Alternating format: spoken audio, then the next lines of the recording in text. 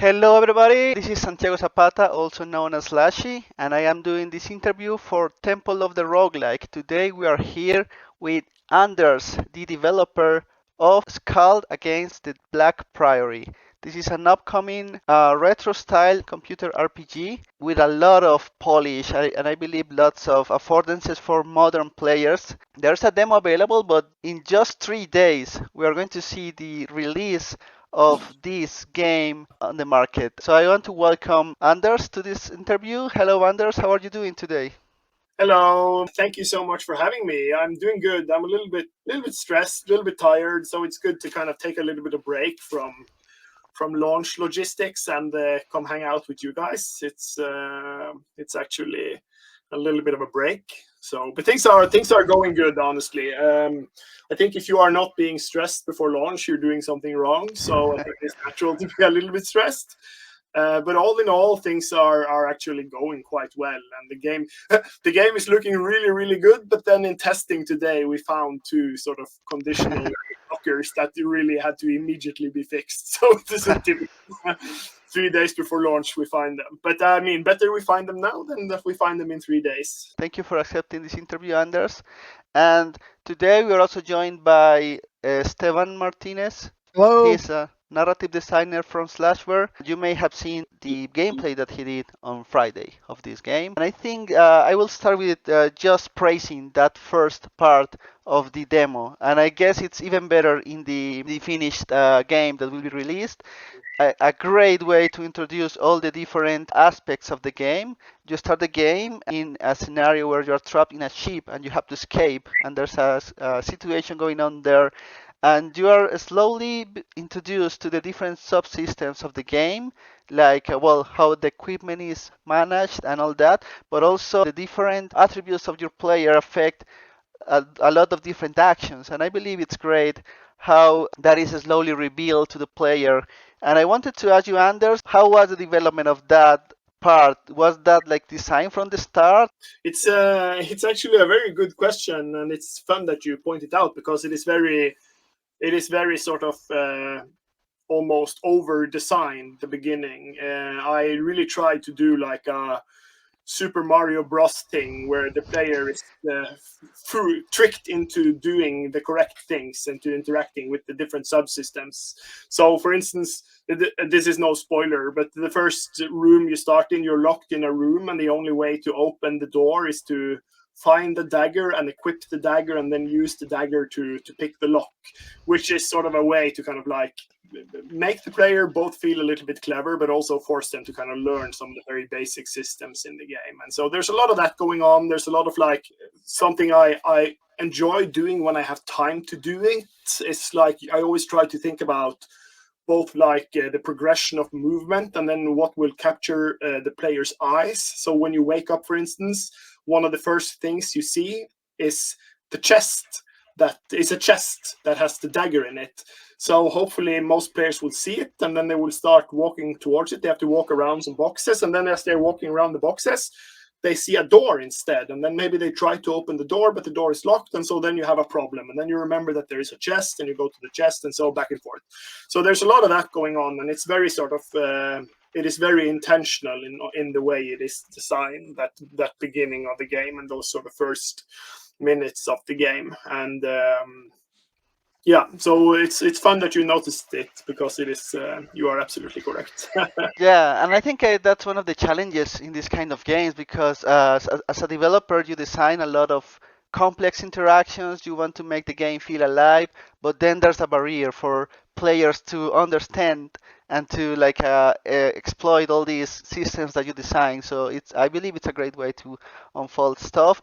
And also, I also liked that there's like branching paths, right? Even for these tutorials, so you get to a point where you have to decide what door to use, and depending on that, well, it's either you explore the stealth mechanism or you explore the combat directly. Well, I ended up exploring combat as well because my stealth was so bad in the character that I ended up using. He was just a master, I believe is the name of the class, because I just wanted to start experiencing the game, and it's always easier to just go with a warrior, so that's what I Exactly. ended up doing.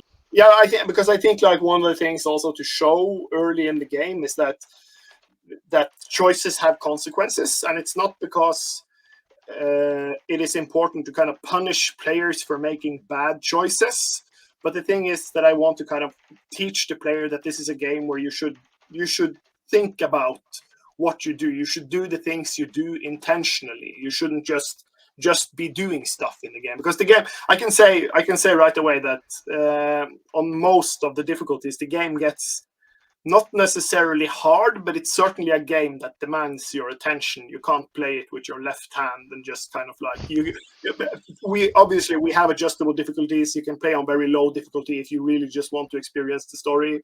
But I would say that the sort of the optimal way to engage with the game is to kind of let the game be a little bit difficult and kind of try to understand the world and try to survive in the world, because it doesn't come for free.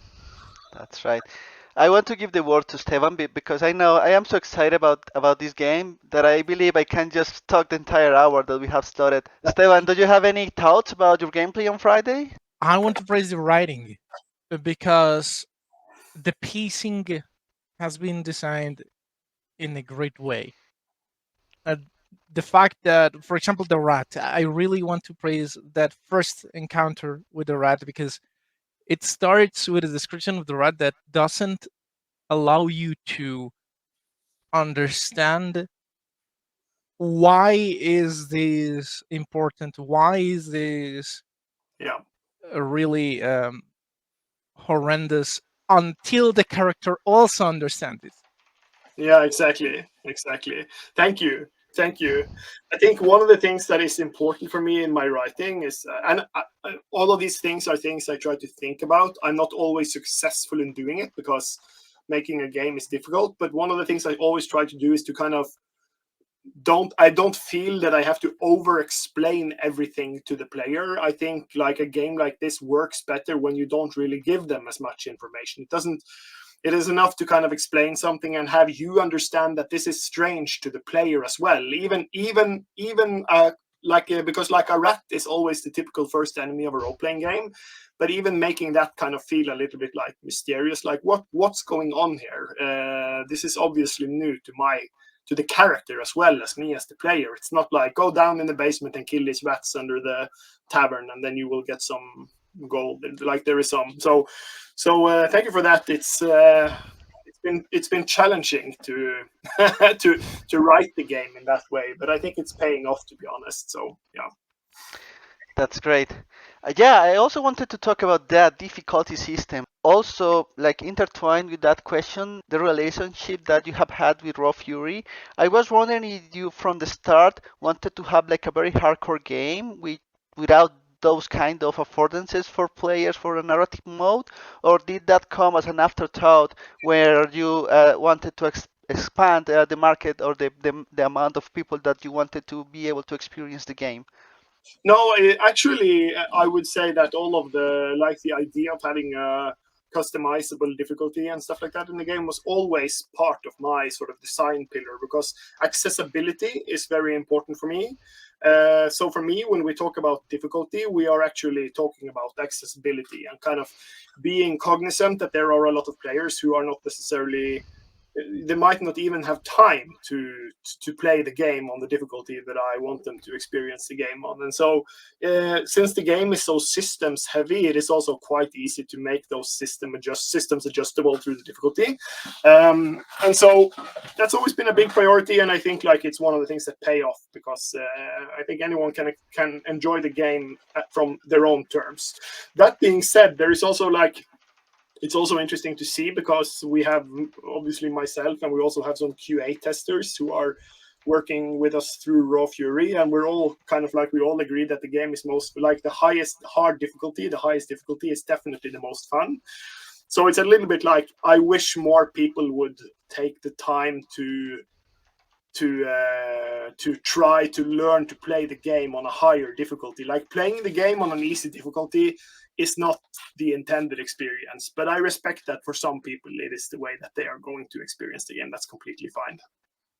The game clearly has been influenced by old classics, like, for example, the Ultima series. But talking other than video games, what's the DNA of SKALD? I think from like a games perspective, other than video games, there is obviously a lot of tabletop role-playing games in the game. It is very sort of clearly trying to emulate the experience of playing a tabletop role-playing game, both in sort of the way that you actually roll the dice and stuff like that in the game. I think that is very, very important for the game. And from like a literary perspective, there is a lot of influence from like fantastic fiction and sort of Lovecraftian fiction, like the whole sort of literary genre of both authors like H.P. Lovecraft and Robert W. Chambers, but also Robert Howard made Conan, you know, like that sort of sword and sorcery mixed with kind of like cosmic horror that influences my writing very, very strongly, I would say. Grim dark fantasy also, obviously, but like that kind of like hard-boiled, not so, it's very human-centric. There's not really fantasy races, sort of non-Tolkien fantasy. If the game was going to sort of be adapted for like a book or a TV show or whatever, it would be in a much more sort of low fantasy or low magic setting than it currently is. You will not really have experienced it so much in the demo because the magic system was still very rough in the demo, but now in the main game, the magic system is kind of coming to its full form. But there is like an interesting balancing where I would ideally not like so much magic in the game, but magic is very fun from like a player experience. So it's kind of like one of the trade-offs we've had to do. It's I did this same analogy at another interview I did. It's like whenever they make Star Wars fiction, it always has to be possible to play as a Jedi character, even though like in the first Star Wars movie, there was only like 1.5 Jedi left in the universe. But then you expose it to the fandom and everyone wants to be a Jedi, so you have to let them be a Jedi. And it's a little bit of the same thing, where like I would have liked for this all to be like more of a Game of Thrones experience, where it's all just people with bad teeth and rusty swords killing each other. But that doesn't make for us fun of an experience, where it would take even more work. At least it would have to lean even more on the narrative, and then that would be challenging to make a role-playing game as well. So that means that we have to make some affordances. Lovecraftian fiction, turn of the century, like fantastic fiction from that area, not from that period, influences the game quite heavily. Yeah, it can be felt. Yeah, especially H.P. Lovecraft influences. It's clearly there. It's painted all over the place. Yeah, it is, and I would say if you have only played the demo, I would say that you've seen nothing yet. That's actually the question that I had. What are the main differences besides content? I mean, between the full game and the demo. But obviously, as you say, the content the game is quite large now. I mean, people are spending on an average of like 30 to 40 hours running it, so it's actually a pretty substantial game. So obviously there's a lot of content, but I think like the biggest differences from like a mechanical perspective is that, for instance, we have done a large overhaul of spell casting in the game. That's something that has been greatly improved. Balance. There's a lot of not just spell casting, but all like the balancing of the different classes. And I don't think we're there yet. I think we will still be balancing the classes in the game, you know, like post-launch as well. But I think we're closer now, or I am closer now to having an experience that is more fun. And there was a lot of like, not a lot of, but I had some mechanical ambitions for some of the systems in the game that I didn't really manage to put in, and they are not really there. And probably we would have to save them for the sequel instead.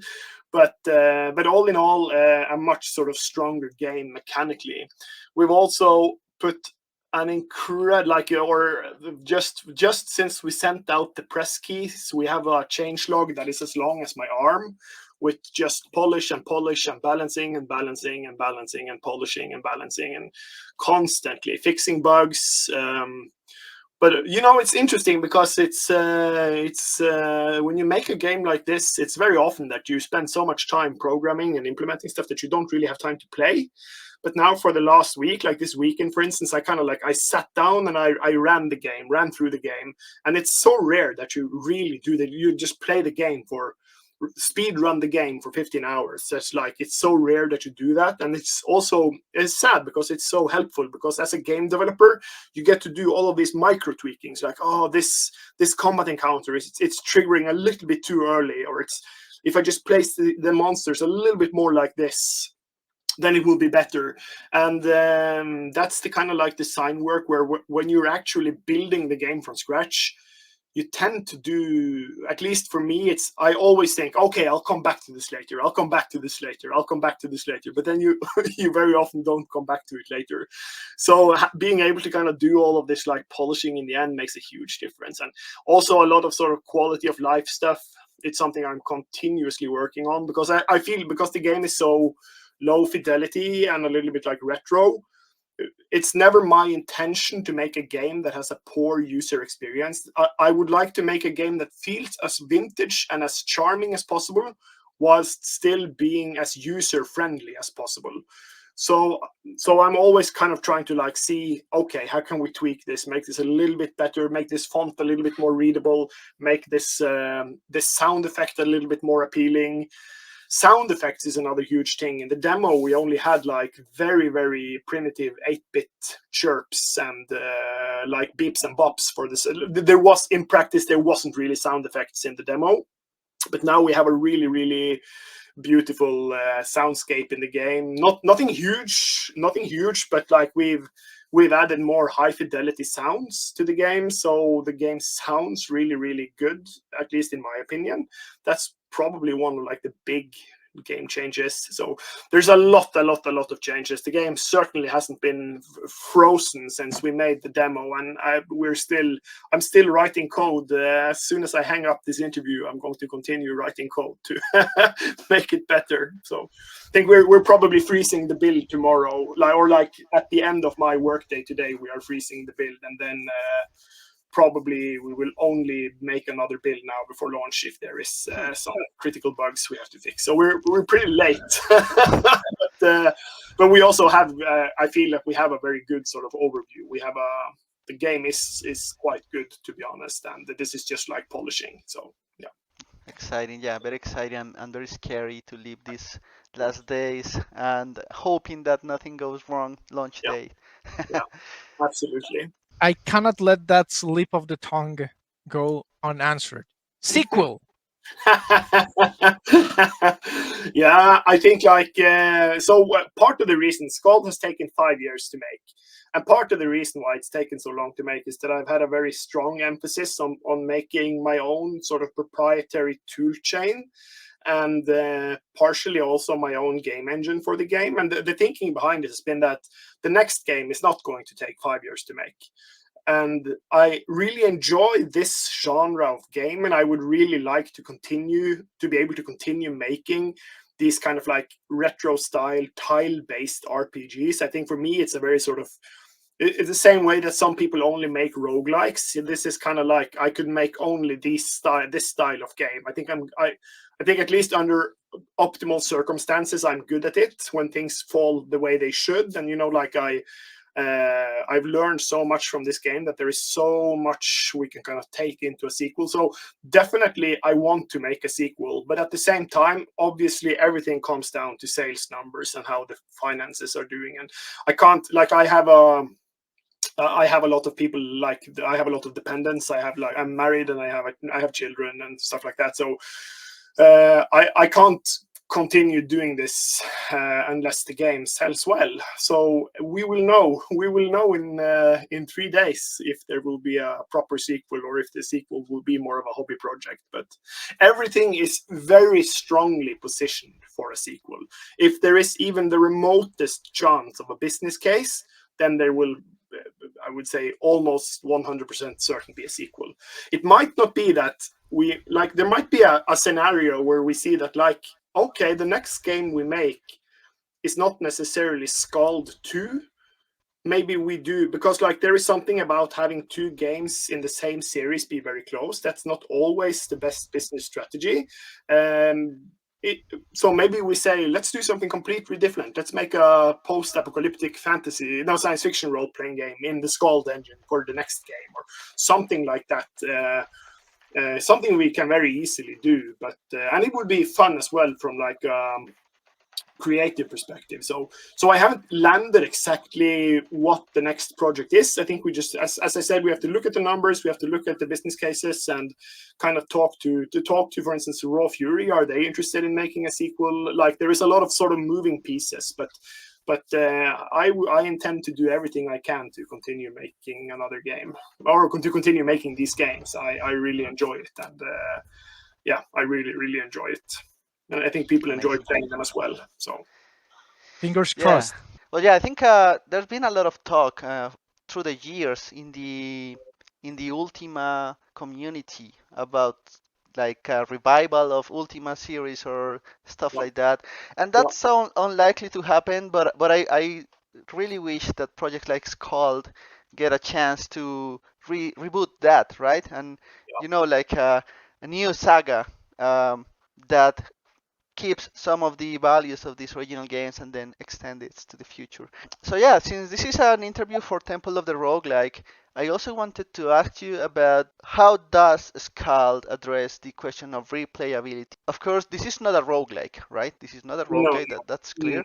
But how do you address that? Because the character creation is so deep, right? You can like create so many different types of characters, and I guess each Yeah, game, each combination, because it's not just the job, you have a lot of options to customize that character, and they are yeah. not cosmetics. Yeah, this is something we could, I think we could have, like, we could have discussed this for 3 hours, this subject alone, because it's such an interesting question. And just to first of all take it from like a roguelike perspective, there is very little procedurally generated content in the game, but there is some procedural algorithm used in making and placing item drops in the game. And typically for a game like this, a lot of the items would magic items would be hand placed, but the problem with that is that it is extremely time consuming. So I basically use that as sort of a way to kind of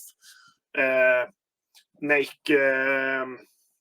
things a little bit easier for myself. And so since the game has very sort of powerful tools, it allows me to do stuff like I can design, everything is sort of very component based. I can design an effect which is like a fire damage and then assign all these different properties to it. And then I can say that this effect can be triggered by this spell in this effect pattern, and then that spell can be triggered by this item. So obviously there's nothing new here, but the point is that everything is very modular, and then that allows me to say that, okay, so make all of these different weapons with all of these different spell effects tied to them, and they are magical weapons, and then spread them out through the world. And that's a very sort of nice way of offloading a lot of the manual work that would go into kind of like sitting down and manually creating, okay, so what does a fire sword look like, or what does a sword of ice attack look like, and now this can all be automated. So that's sort of the only kind of procedural content in the game. And then everything else, I would say that the game is being carried by very sort of carefully handcrafted content. And the replayability in the handcrafted content comes from both the fact that there is a lot of at least a lot, but there are certainly different ways of solving very many of the situations. And some of this comes directly from the fact that you can use diplomacy, or you can fight, or you can choose to sneak.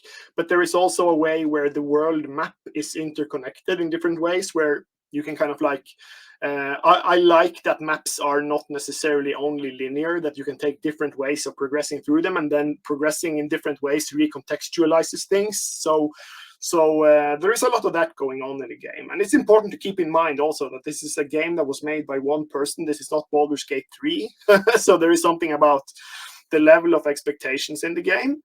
But that is certainly a level of replayability that you can kind of like explore the world on your own terms.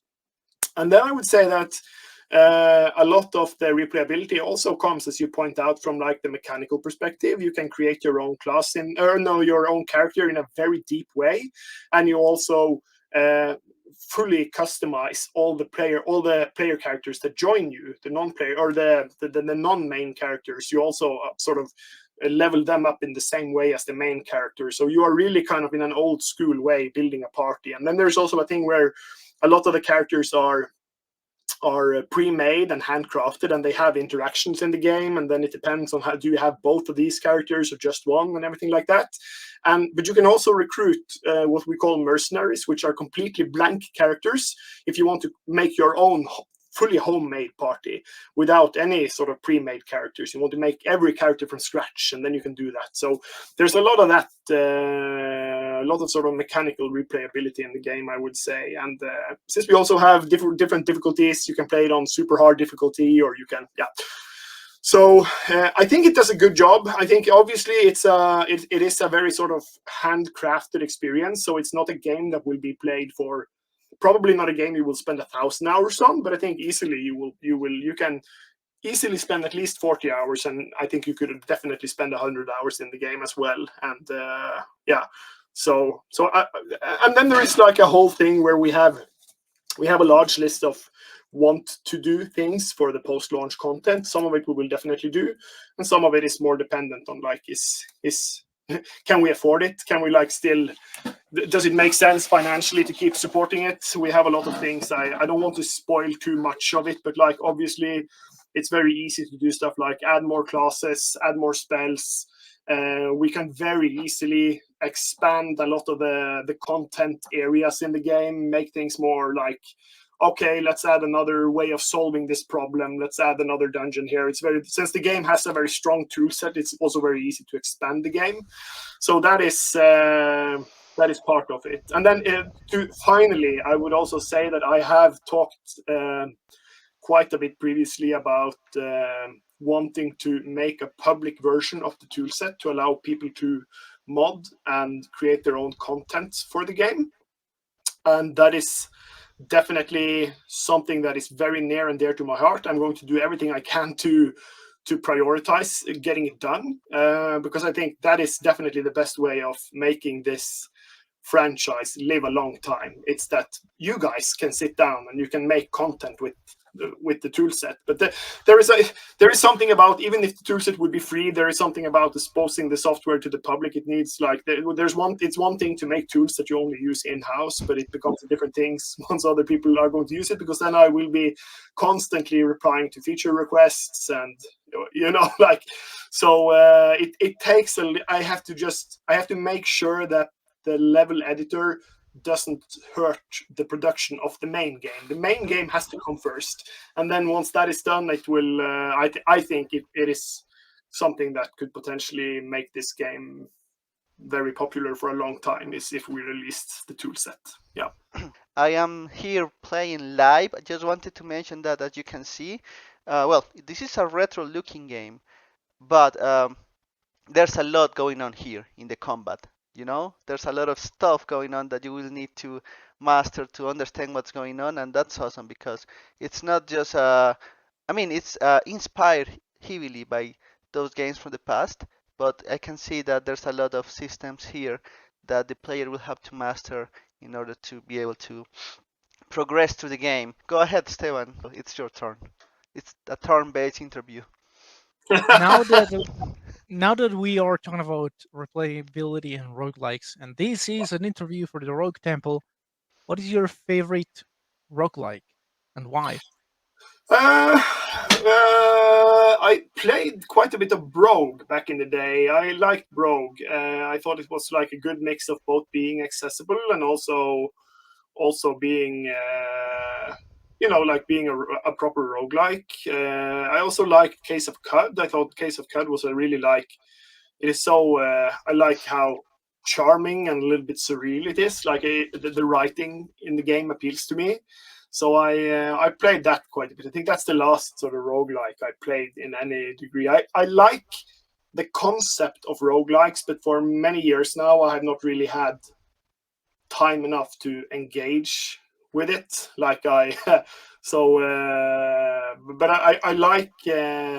I like high stakes games. I'm not a particular proficient gamer, but I get bored very quickly when the games don't really have any stakes to them. So I like difficult games more and more. Games like difficult strategy games, games where you kind of really have to sit down. So one of the like the really fun experience I had recently is after I watched obviously the Fallout TV series, I went back to Fallout 4, which is a game I didn't really click with me on release, but I learned that you could kind of play, or like I heard people say that the best way to play it is to play it in like the super difficult way, where it's like almost like a roguelike mode. You can only save in camp, and like it's very sort of not fully roguelike, but much more difficult. And playing the game like that was like, that's how everyone should play the game. It's such a shame that there are people in a boardroom saying that no, we have to polish off all the edges and make it super accessible, because like it was so much more fun. I wish that experience was the experience I was presented just to begin with, so to speak. So yeah. So yeah, I don't know if that answers the question. I'm very fascinated by roguelikes. I really, really enjoy procedural generation techniques. I spent a lot of, like, before I started doing this full time, a lot of my hobby projects were procedural generation techniques for maps and stuff like that. I think that's super, super fun, super, like, I really enjoy coding those things. So wouldn't be surprised if there is some roguelike content in the future for SKALD. It's great that you mentioned Caps of Cod because that's like the cross between roguelikes and Mhm. RPGs, I guess, because it has so much writing, and then it combines that with that all that crazy procedural generated stuff. So it's like a different kind of roguelike because you have the traditional dungeon hacks where you do very quick runs and you're just polishing your tactics mainly. Well, also your strategy, but it's Mhm. mostly about the mechanical thing, and that is why ASCII, I believe, one of the reasons why ASCII works well with those roguelikes is because you don't need after some runs the graphics get on the way. Yeah, um yeah, you just need to push through. yeah. But then you have games like, I guess, Adom, Ancient Domains of Mystery, which Mm. started doing this crossover, and it also has this deeper character creation compared to other roguelikes. Let's talk about the community around this game, and we're a bit curious how did it came to be. I mean, did you have any challenges building that community about retro games? How did you manage to kind of put people together and get excited about this game? I think the most important sort of thing about building the community for me is that I did a lot of thinking before I started making the game about the sort of like trying to identify what the niche for the, like, what is the market for the game, like what is the product I am, because I had like this idea that this game was kind of like there was a market for this type of game, and I wanted to play it myself, like a game like SKALD, but it didn't really exist. So for me it became like, ah, why doesn't this exist? And I started examining it, and like it really turned out that there wasn't really a lot of games like this. So I kind of had this like hypothesis that this is an underserved market, and the more I explored, I found that it was actually. And so I kind of built the whole strategy for the game around that thinking. And the good part about that is that once you do that, it also becomes very easy to identify your community, because like you have a very strong feeling of like, I know exactly what product, like what need I am trying to fill. So you can just then go out and kind of find the same people that want the same thing. It sounds very obvious, but it takes a little bit of like being a little bit clever. And so a lot of the core community, a lot of the basic community for SKALD came from, for instance, the Ultima community. There is a very large crossover. I had a lot of like the initial people who started following the game 5 years ago who are still in the community. They came from, for instance, the Ultima community, and some of them came from like the retro computing community because of the Commodore 64 inspiration in this game. Even though, yeah, so I was very kind of like meticulous and methodical about sort of finding those exact people that I think was going to, that I thought was going to kind of like this kind of game, and then trying to kind of propose to those communities and bring them into the Discord for the game and stuff like that. So we also did crowdfunding. We did Kickstarter and Indiegogo, which was fantastically helpful in the beginning. It gave a lot of sort of seed funding for the game, and also it allowed, even more importantly almost than the funding, is the fact that it allowed us to basically very clearly identify people who were interested in this game. Like that was maybe the biggest takeaway, that we had like 700 people who were super enfranchised in the game. and use them to kind of build a Discord and stuff like that. So yeah, that's how I went around building the community for this game system. Probably other ways as well, but it worked well for me. Interesting. Yeah, I think that's a big challenge because it's a niche, and then you have a limited market size. Yeah. So yeah, it's always tricky to get new players interested and fetch into from some other markets into Yeah. your game. I think at least what's very important for a game like SKALD is that it takes a long time to build a community, because it's not the case that you can go on a single forum and then you get 500 people from that forum. It's like you get a handful here, a handful there. There's a lot of people out there, but it takes longer to kind of attract them. So I think if there is a big takeaway, the big takeaway is probably that you should start early to build your community. Have a clear concept for what you want to do, and then start early and just build a community around it. Like, have a Twitter presence. Try to get something like a minimum viable product or a proof of concept. If you're able to get like a demo up there, that was also something I did very early. There's been demos of this game out for a long time in different sort of levels of polish and iterations, from very primitive ones to things that are very close to launch. And that's also been hugely helpful in kind of like building the community around it, because then people know so much more easily what you have to talk, what you're talking about, like what the thing you're trying to build is. And it's, yeah, so that's been both important and interesting, I think. I wanted to ask you about the quality of life features of SKALD, because while it looks retro and it plays retro in many regards, in others it doesn't. It has a Mm. lot of modern influences. I wanted to ask you, where did you get those influences? And secondly, how did you manage to find that balance of, okay, this is too much, this is going to uh, hurt the old school feel, or no, this is needed? Yeah, I think so. Basically, what I did is I've very kind of like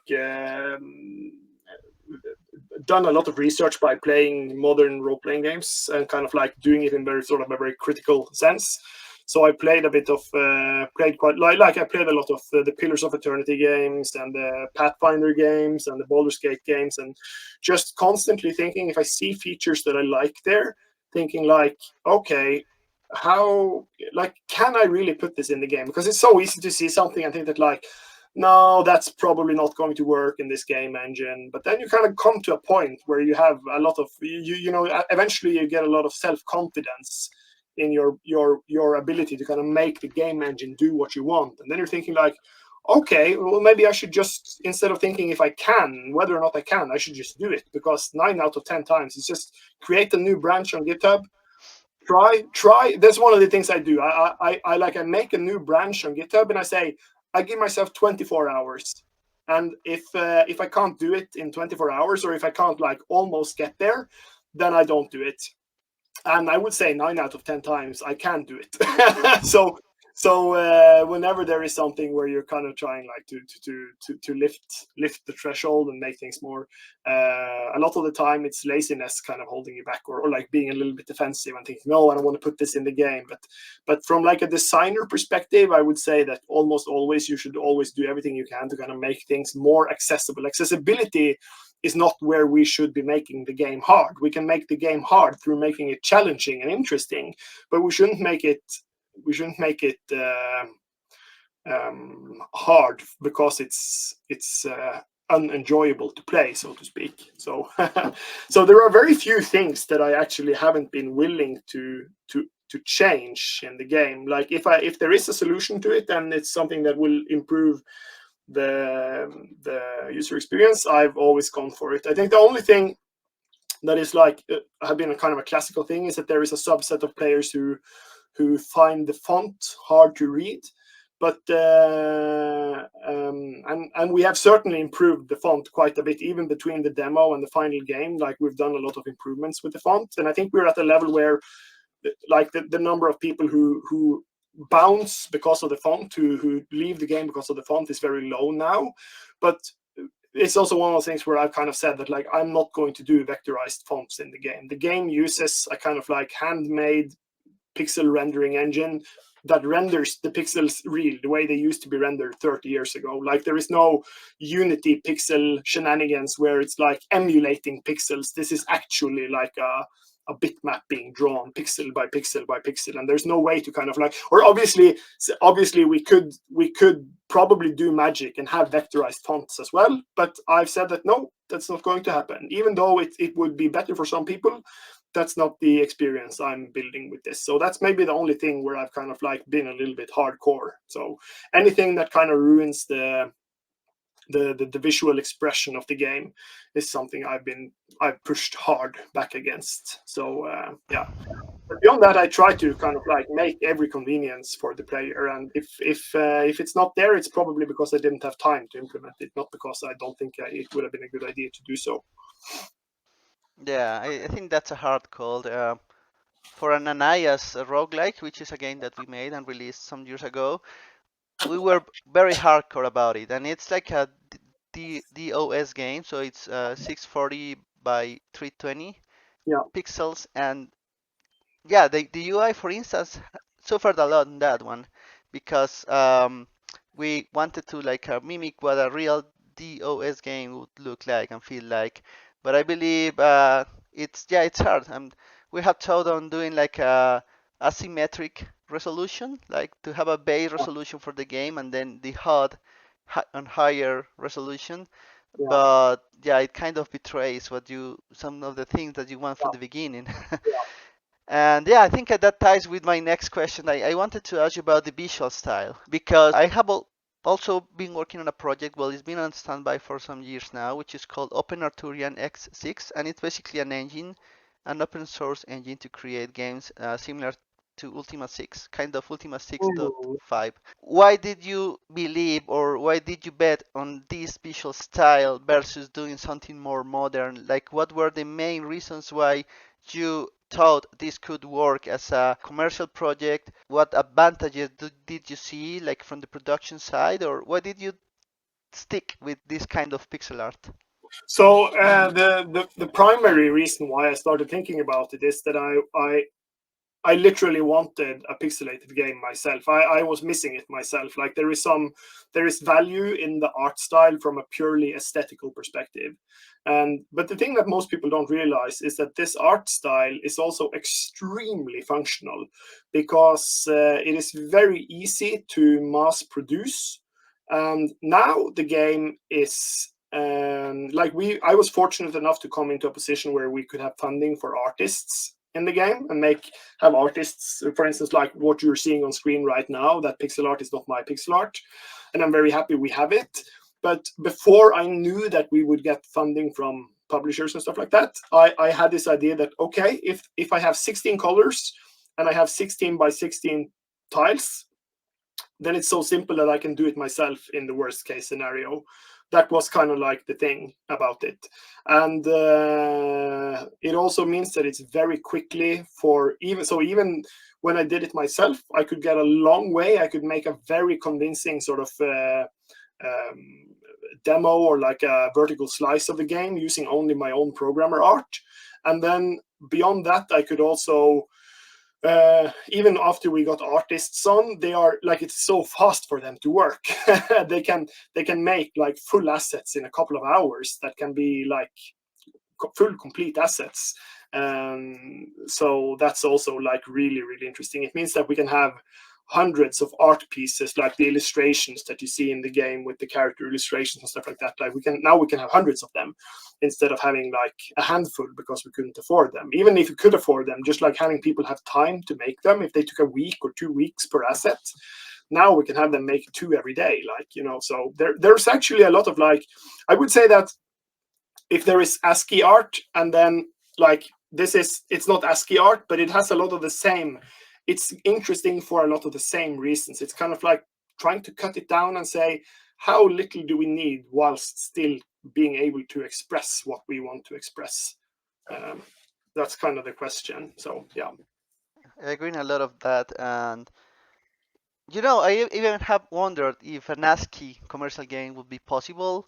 Hmm. nowadays, but it's very, very hard to get people over it.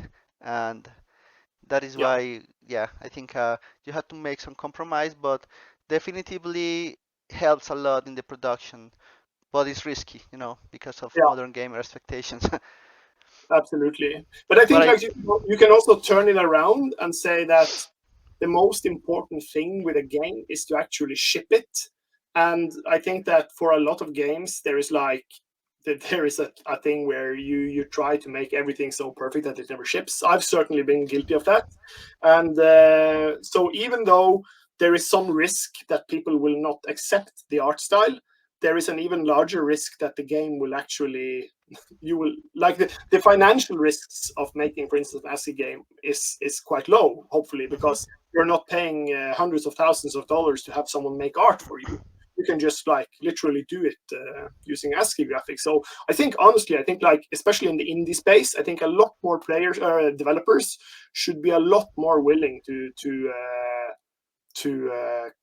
compromise and kind of like really think, yes, it would be nice to have, but do I need this? Do I need this really? Can I kind of scroll it back a little bit and see, okay, what can I do if I do it like do a little bit simpler, a little bit simpler? Can I use like okay, maybe not ASCII graphics. What if I tweak it a little bit and then I do like monocolored eight by eight tile graphics instead? Could I tell an story using that? Like that's kind of like and take it from there. I think so. Yeah, I think if you're a new developer, I think that's really really something because if the game never ships, it never ships. Then it's and you will yeah, never. I think that you're describing like a part of what we went through with Emerald Woods, one of our projects, because for a long time we believed in ASCII, but then it became apparent that we were just blocking a lot of people of enjoying the game. And then Yeah, we started doing just what you mentioned, evolving into kind of monochromatic tiles, low resolution, and yeah, finally landed into something that is not quite this level. I love this pixel art; it's amazing. The animations are like simple but effective, and I love like the how to call it, like the proportions of the characters, like realistic, if you yeah, know what I yeah, mean. yeah, yeah, yeah, yeah. So they're amazing. And I think, yeah, one of the other risks is that pixel art can be abused a lot, and Yeah. maybe people can dismiss the game as another indie game with pixel art, and Yeah. fail to see all the depth that you have invested in the writing and in the world and in the combat system, Absolutely. etc. But yeah, I think you gotta take some risk if you want to see the game out. Definitely. And I think as a developer, I think you should be willing. I think one of the things that is important is to try and identify and develop a style that fits the game. Don't just pick a style because oh, I want it to look like 16-bit Pokemon game. Like if that's what the game needs, then fine. But try to have a style that has personality. If you're an indie game, having something that has personality is the most important thing at all because so often I would say that consumers they truly they recognize the passion and the personality, but if things look generic, then you're in trouble. So I think there's a really good design from a game developer called Mark Rosewater. He's the head developer of the card game Magic the Gathering, and a fantastic quote from him is that if you make a product that everyone loves, everyone likes, but no one loves, then you're in trouble. So I think this is hugely important. That like if you make a game where everyone says that oh yeah looks nice that looks nice, then then you're in trouble. But if you have a game where like SKALD is a game where a lot of people say, what is this? This looks like shit. But then there is a handful of people who says, oh my God, I will do anything to have this in my life. Then that's where I want to live. And I think like if you're an indie game developer, that's where all indie game developers should try to live. So yeah. So, Scald is a game that is heavy on the reading, meaning it's heavy. It was heavy on the writing, and Yeah. writing for an RPG is not easy. So, how did you do it? I honestly don't almost don't know because that is maybe one of the things that I was um, not negatively surprised, but like I would have maybe done things a little bit different if I had started again with the game, because as you say, writing for RPGs is incredibly difficult. And one of the weaknesses of this project, one of the things that cost me a lot, is that I started writing in a style where the writing in the game is not stylized. It's in a way it's naturalistic. So that means that when people say something in the game, they are basically saying what that character would be naturally saying. It is not like the game writing is stylized. So like in a game like Ultima 5, for instance, where you have the parser-based writing, because you have so little space for the text, then all of the replies are stylized in a way that I find very charming. So it's almost like a haiku approach to writing in games. And like a lot of games like for instance, a lot of the Zelda games do this as well. You know, like these JRPGs is very typical for a lot of them. Like Zelda games, like they have these like almost like one-liners, and that's often enough to convey the story. And I think that it's a trade-off, obviously. But I think that this game is, you know, what we call like it's a little bit too verbose. It uses too many words, which is fine, but it is very time consuming, and it means that it has limited the amount of content I could write.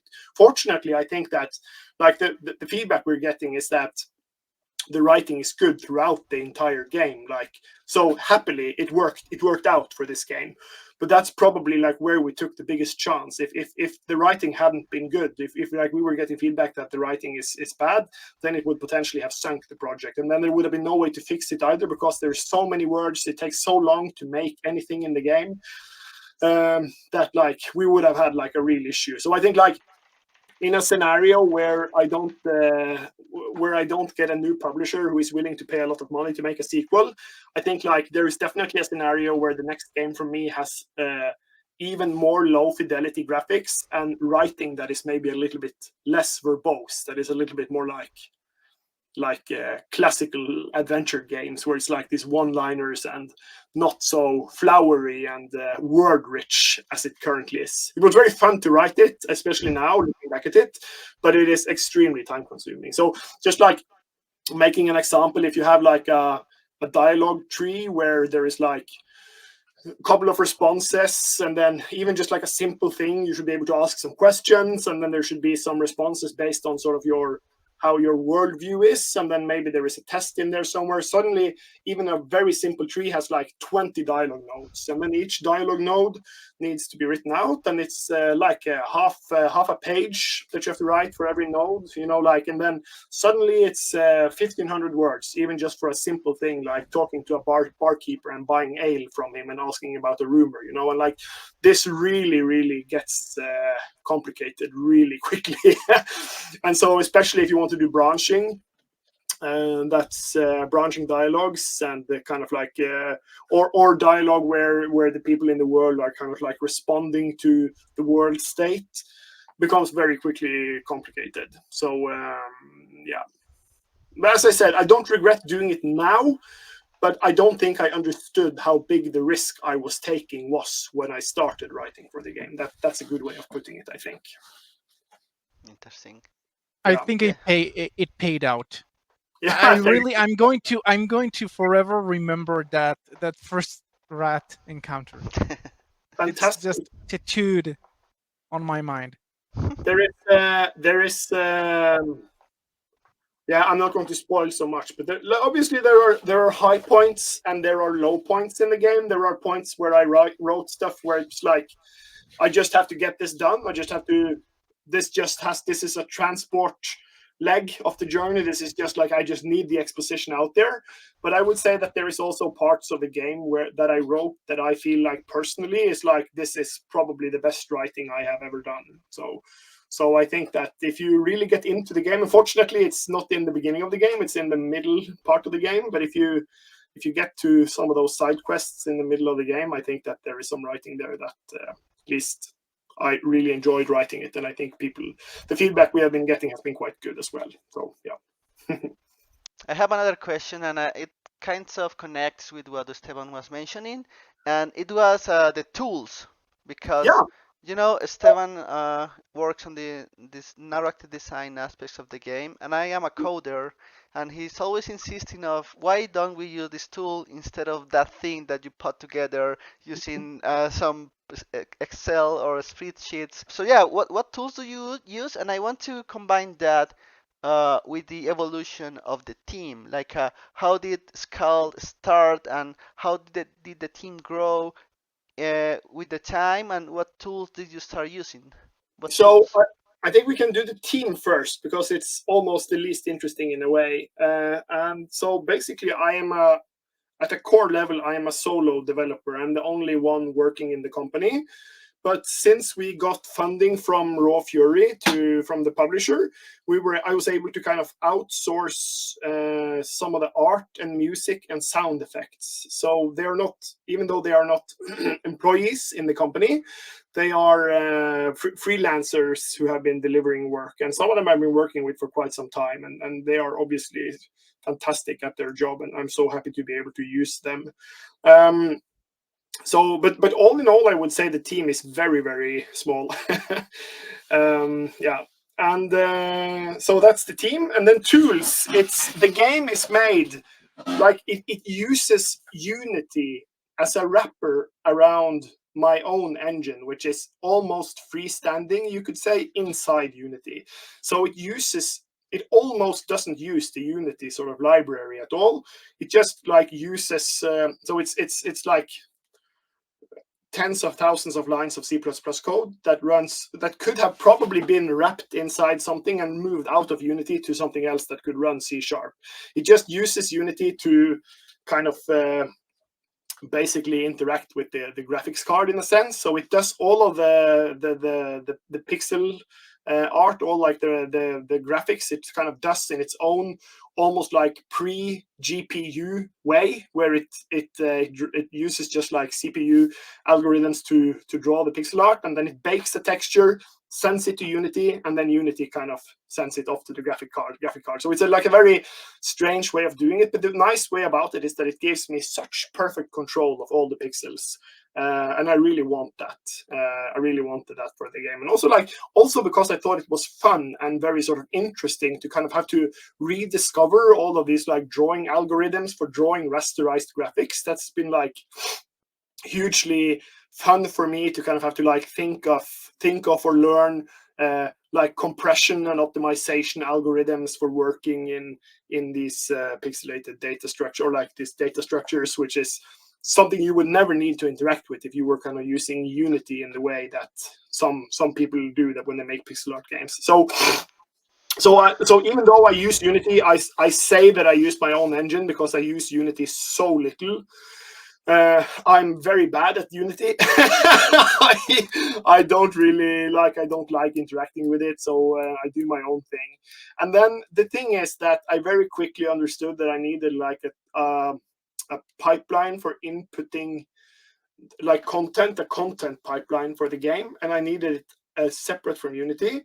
So both because I wanted it to and like the long and short of it was that I wanted to be able to create content without using Unity. I didn't want like so for instance, if I was onboarding you on the project, I didn't want you to have to use Unity and then use my own editor tools through Unity. I wanted it to be a standalone application. So I've made a standalone application, which is like it's called the SKALD data editor, the SKALD editor, which is looks a lot like if you've seen like the Neverwinter Nights tool set, or like the Morrowind, or like Oblivion tool set. Very sort of like Windows Forms application, super unsexy, but super powerful because it literally is used to edit absolutely every aspect of the game. Like there is no aspect of the data in the game that you can't edit. It has a powerful like level editor, quite powerful dialogue builder, and one of the challenges with that is that, and that's also been like maybe one of the largest challenges with this project, is that when I start, it's not like I sat down and I knew exactly what I wanted to do, and then I spent a year to make perfect tools, and then I spent the rest of the time making the game. That's not how it worked. It was like I made the game, and then I could see that like, okay, the tools are holding me back, and then I had to improve the tools, and then okay, now I can make some more game, and then okay, oh, now the tools are holding me back again. So it's like a constant. And so the problem is that the game, the content you made down here, you can kind of tell that that was made with worse tools than the new content. And I can really see that, like, now, even just like in the last months, when the tools have been like constantly perfected and perfected and perfected, now like I can make content that I feel is like, this is how now I'm at the point where I'm making the type of content that I wanted to make from day one, which is also, it's a little bit sad, a little bit like frustrating, but I think it's unavoidable. And I also think that you just have to think that, okay, I just hope I get a chance to make a second game, because now I've learned so much. I have so powerful tools. I have like all of these little, yeah, it's a learning experience. Because as long in addition to making the tools, what most people don't realize is that even if you make the tools yourself, you're still learning. You also have to learn how to use them. It's not like you make a tool and then you're also the best person at using that tool.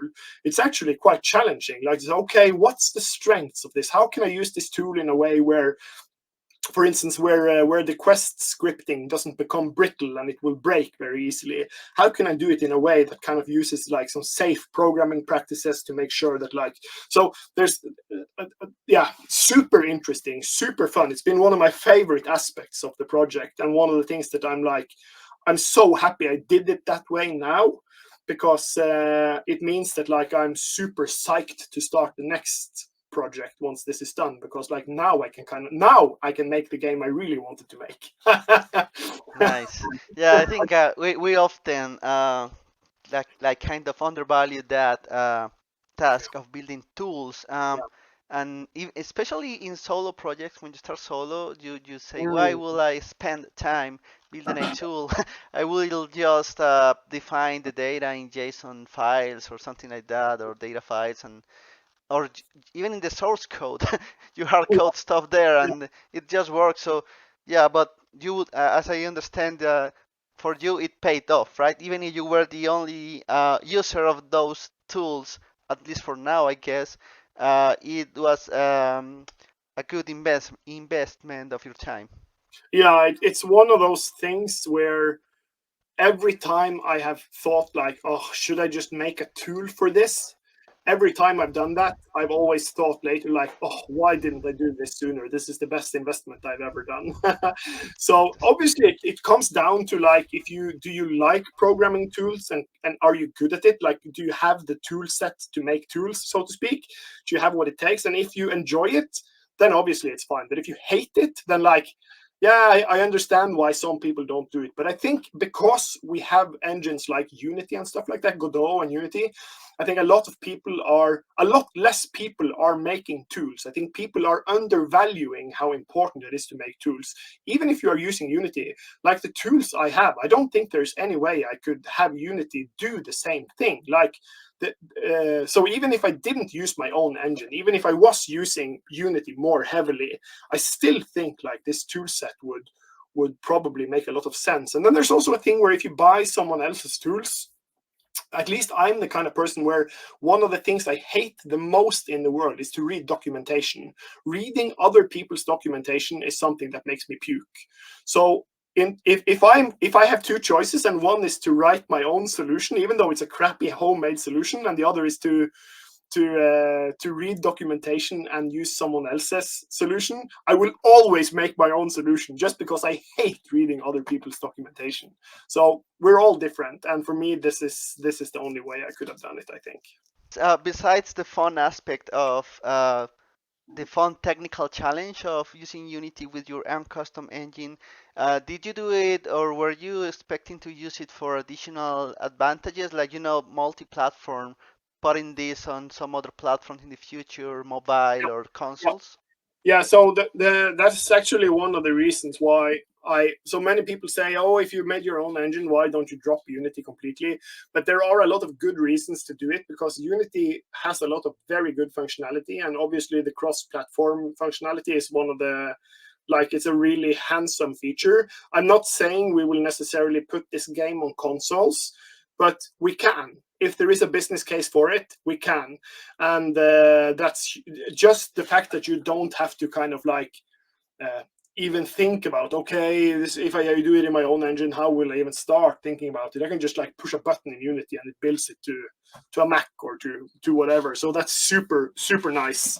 And also things like, for instance, the debugger feature in Unity is also spectacular. Like it is really, it will just, if you use it properly and you use like the deep profiler for debugging, the profiler feature where you can literally go in and see like every process that is running on like either in memory or on your CPU, and like just like trace it back to the source. It is so helpful. Like it will literally tell you, okay, this exact function is pulling a lot of generating a lot of junk in memory, or is pulling a lot of CPU cycles, and like it is so helpful. I don't want to sound like I'm like, I am very happy to be using, like, I think this is the best of both worlds for me. Yeah, so very happy to be using Unity. I have no plans of leaving Unity as long as I can continue doing it in my own strange little way.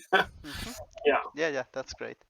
And one final question, maybe it has been asked before, but are there, and I'm gonna show you this, are there any plans for a boxed edition of SKALD?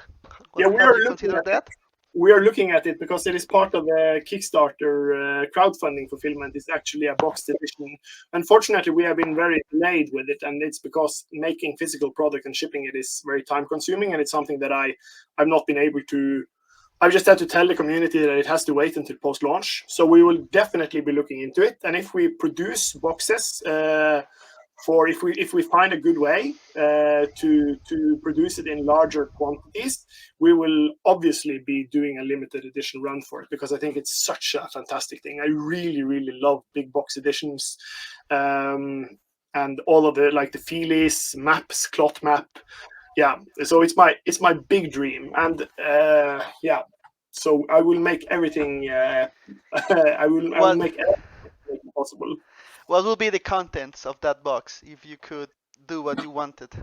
So I think it would be like the things that we have kind of proposed in the crowdfunding, which I still think is a really good idea, is obviously a map, either a paper or a cloth map, depending on the edition. And it would probably also contain a game manual that would be so fun to make.